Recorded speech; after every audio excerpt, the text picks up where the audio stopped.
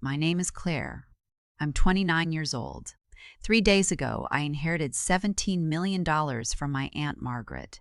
Yesterday, my parents tried to steal it from me by claiming she had Alzheimer's. I sat in that Seattle law office watching my father Richard's face twist with rage as the attorney read Margaret's will. "Claire isn't even our real daughter," he snarled. "We took her in when no one else wanted her." Margaret was demented. "This will is invalid." My mother, Sandra, nodded viciously. "She manipulated a sick woman. Claire doesn't deserve a penny. They spoke about me like I was livestock, like I was still that terrified 16-year-old girl they handed over to the Harrington family for cash to pay their gambling debts. They thought I'd never found out. They thought Margaret never knew. They were wrong on both counts. Because Margaret had been recording every conversation in her home for 3 years, and what her security cameras captured 1 month ago would destroy my parents so completely that they'd withdraw their lawsuit within 24 hours and flee Washington state forever. For 13 years, I believed the story they told everyone in Northeast Seattle. Richard and Sandra Haynes were middle-class heroes who rescued a foster kid from certain disaster. He sold insurance. She worked as an elementary school secretary. We lived in a modest house on Clearwater Drive, painted pale blue with white trim, with a front porch where Sandra grew prize-winning roses. The narrative was simple and compelling. I was the lucky one who'd been chosen. "We saved you from the foster system, Claire," Sandra would say whenever I questioned anything. "You owe us everything." Do you know what happens to kids who age out without families? Some gratitude would be appropriate. I accepted this narrative without question until last month when I was helping them clean out their garage before a renovation. Hidden behind dusty Christmas decorations and boxes of Richard's old insurance files, I found a manila folder with my name written in Sandra's careful handwriting. Inside were financial documents, bank transfer receipts, and correspondence that made no sense if I was their adopted daughter. These weren't adoption fees or legal costs. These were transaction records. Payment confirmations, terms and conditions for services rendered. The email fragment was still in the folder, printed and filed with meticulous care. Payment confirmed. $13,000. Terms agreed per our discussion. Pick up Monday, 6 p.m. Usual location. The reply, sent from Richard's account, understood. Claire has been prepared for extended stay. No contact with birth family during placement period. She's been told this is temporary volunteer work. Discretion appreciated as always. I remembered that summer with devastating clarity now. The Harrington estate with its circular driveway and electronic gates. The way Mrs. Harrington inspected my appearance each morning. The strange men who came for dinner parties and seemed more interested in asking me personal questions than anything else. The way they looked at me. I'd been returned to the Haynes household because Mrs. Harrington declared me too willful for our purposes. She complained I asked too many questions and set too many boundaries. Richard picked me up with $2,300 more in his pocket than when he dropped me off. What I didn't understand then, but became horrifyingly clear now, was that this wasn't a one-time experiment. It was a proof of concept for something much larger. Margaret Ellison had always been portrayed as the problematic relative in Sandra's family narrative. She lived alone in a Victorian mansion, worked in technology nobody understood, never married, never had children. We were explicitly forbidden from visiting her.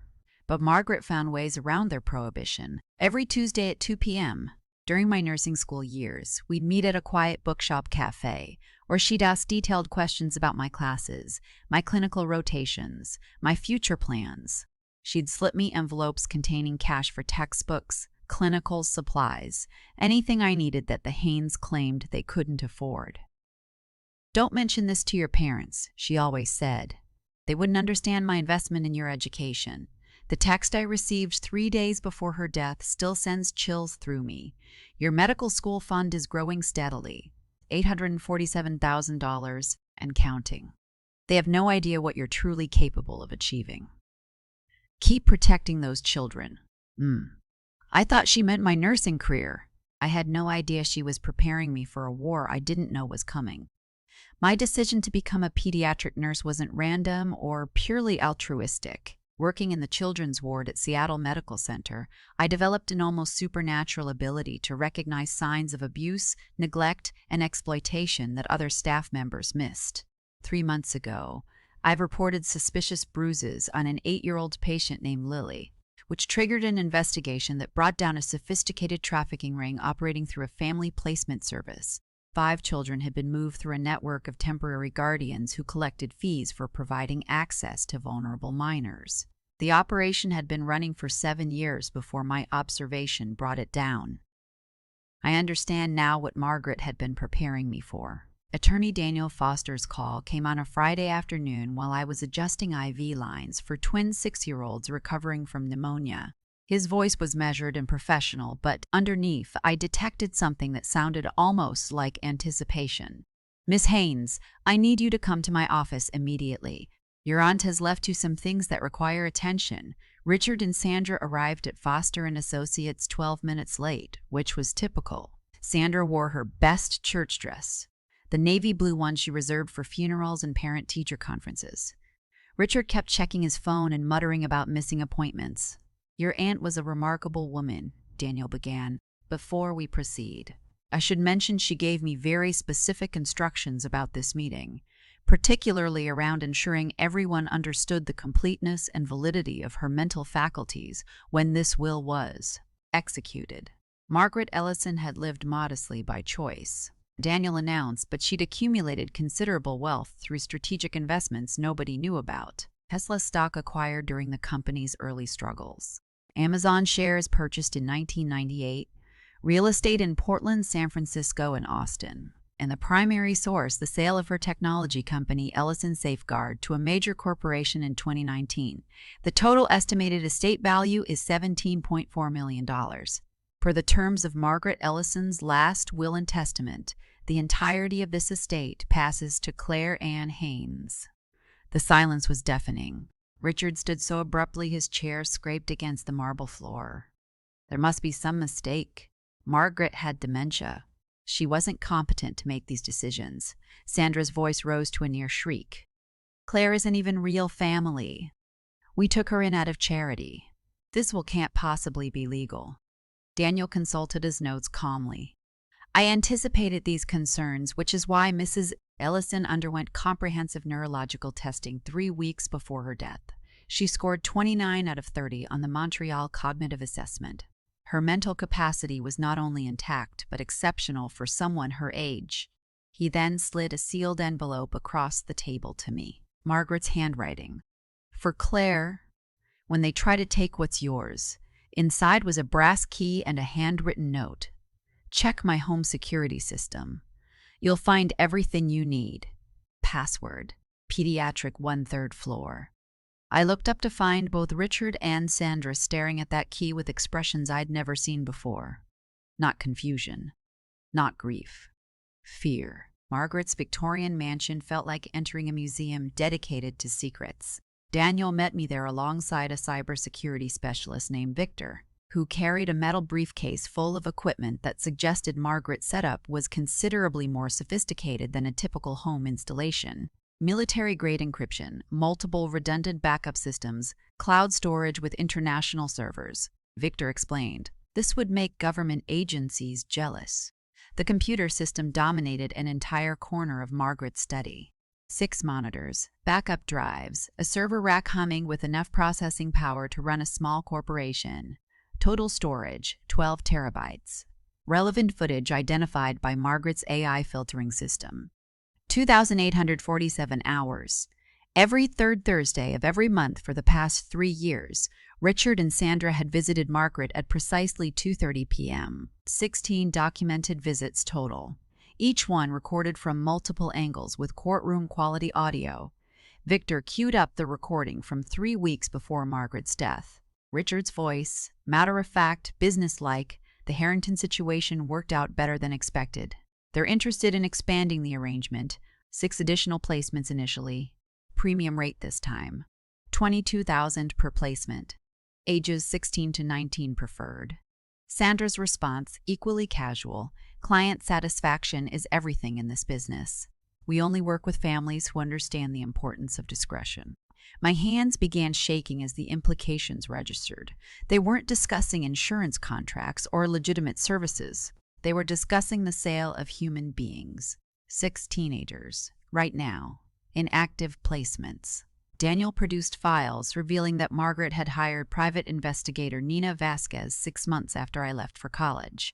Nina's reports, spanning 12 years and 300 pages, documented a criminal enterprise that had processed dozens of vulnerable teenagers through arrangements ranging from exploitive labor to situations I couldn't bring myself to think about clearly. The financial records showed payments from 15 different client families over the past decade. Richard and Sandra's company, Youth Placement Solutions LLC, provided legal cover for what amounted to human trafficking through private family arrangements. Margaret's final audio recording, made hours before her death, explained everything. Claire, if you're hearing this, the Haynes family has done exactly what I predicted. Everything in this house will send them to federal prison. I've spent 3 years pretending to be mentally incompetent during their monthly visits. Every confused question, every repeated story, I was performing while recording every word of their business discussions. They gave me a complete blueprint of their criminal network while thinking I was too confused to understand. 6 children are in immediate danger. The federal case is prepared. But I need you to make the final decision. You're not their victim anymore. You're their judge, their jury, and their justice. Daniel's call to the Haynes attorney was brief and devastating. Your clients have 24 hours to withdraw the will contest or face immediate federal prosecution under the Trafficking Victims Protection Act. FBI agent Karen Lowe from the Human Trafficking Unit was already waiting. Within 48 hours, simultaneous search warrants were executed across 3 states. Local news covered the story with breathless intensity. Seattle couple charged in multi-state child trafficking network. For 3 weeks, Richard and Sandra had systematically destroyed my reputation as a manipulative opportunist. Now the entire city could see exactly who the real predators were. The arrest came at Seattle-Tacoma International Airport. Richard and Sandra were attempting to board separate red-eye flights with one-way tickets under false names. FBI agents found $120,000 in cash, falsified identity documents, and contact information for overseas placement networks. They weren't just fleeing prosecution. They were attempting to rebuild their operation internationally. Margaret's Foundation for Exploited Children opened 8 months after the federal trial concluded, headquartered in her fully renovated Victorian mansion. Initial funding of $5 million from the inheritance. Tech companies across the Pacific Northwest contributed millions more when they learned about Margaret's background. Because Margaret hadn't built just any technology company. Ellison Safeguard had been specifically designed to create online protection systems for children at risk from predators and traffickers. Every algorithm, every security protocol had been developed with one purpose: preventing other children from experiencing what had happened to me. Richard and Sandra were each sentenced to 25 years in federal prison. Standing in Margaret's former study, now the Foundation's research center, I finally understood her final words to me. You survived their attempt to destroy you, and you've spent 13 years becoming exactly the person who can protect others.